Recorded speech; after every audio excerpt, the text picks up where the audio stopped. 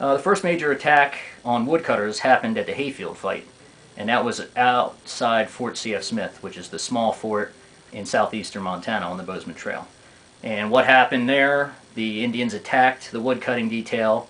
All the civilians and the soldiers that were there surrounded, or got surrounded, but they were hiding in a corral. They corralled themselves within wagons and things, and they were able to fight the Indians off. Help finally arrived from the fort, and the Indians retreated, so the soldiers actually won that battle, but it was a minor action.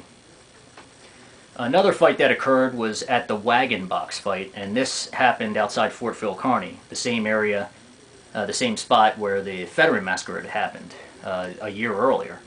The Wagon Box Fight, once again, the woodcutters were out from the fort.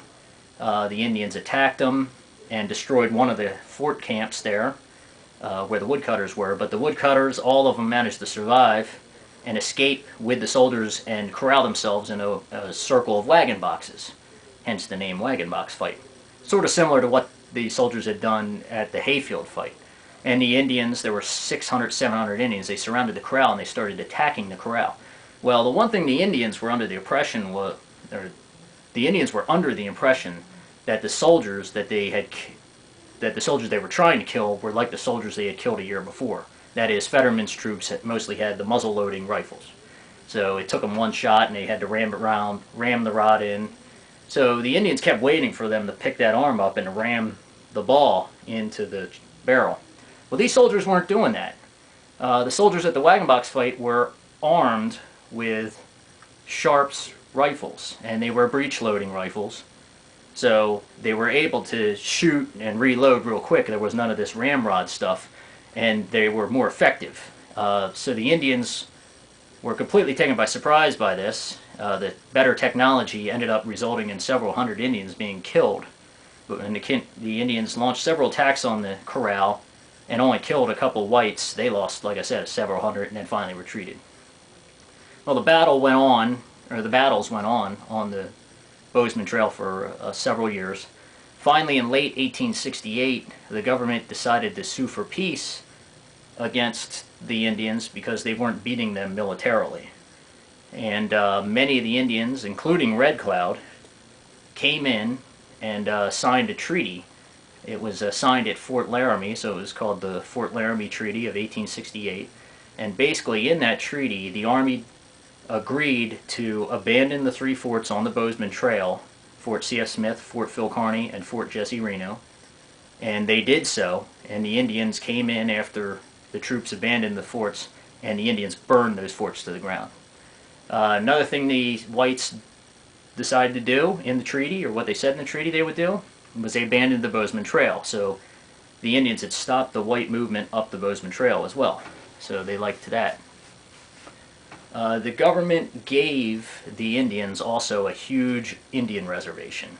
Unlike the small reservations down south, the Red Cloud group got what was called the Great Sioux Reservation. And basically the reservation encompassed the entire western half of present-day South Dakota. So from the Missouri River all the way over to the Montana border, that was all the reservation for the Sioux. It was called the Great Sioux Reservation. And inside the Great Sioux Reservation was an area called the Black Hills, the Baja Sapa, which was considered very sacred to the Sioux. So the Indians got a huge reservation. The government also agreed to feed, clothe, and house the Indians for 20 years, I believe, or for at least 20 years, or as long as it took them to be able to sustain themselves. And they also agreed to teach the Indian children, have them go to school and teach the Indian children a Christian way of life. So for the Indians, it's kind of looks like a slam dunk. I mean, you get the whites out of the Bozeman Trail and the unceded territory area. You burn the forts to the ground. You get your own reservation, which is huge. You get your Black Hills, which is your sacred ground. The whites are giving you food, giving you clothes, giving you housing. They're going to teach your children. And also in another stipulation in the treaty was that the unceded territory, the Indians that were on the reservation were allowed in the summer to go off to the unceded territory and hunt on their own if they wanted, but they had to come back to the reservation at some point. They couldn't stay off the reservation permanently. So like I said, most of the Indians signed this treaty. It looked like it was just a deal too good to be true. There were some Indians that did not sign, and they didn't want to have anything to do with the whites. And they didn't want to have anything to do with the reservation. And they were going to continue on with their traditional way of life no matter what. It didn't matter what was going to happen. They were just going to stay off the reservation. The reservation Sioux were party to the treaty. They were considered the good guys. The people that stayed off the reservation were non-treaty Indians, or what they called hostile Indians, not party to the treaty. The Indians, the non-treaty Indians, would rather die than move on to the reservation. And two of the Indians that did not sign the treaty were Sitting Bull and Crazy Horse. And they thought the Indians that had signed the treaty were fools for giving up their way of life. They felt that, you know, they would have to sponge off the white man from now on, and that was not a glorious way to live, and it was basically going to be their downfall.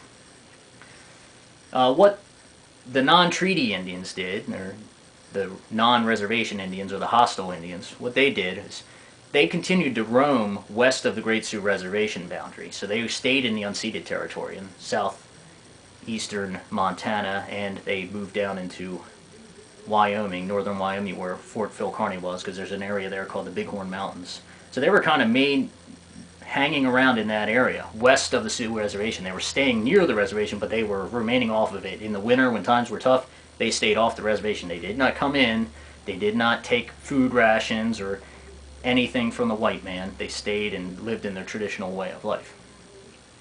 The whites knew that they had a small number of Indians that weren't on the reservation.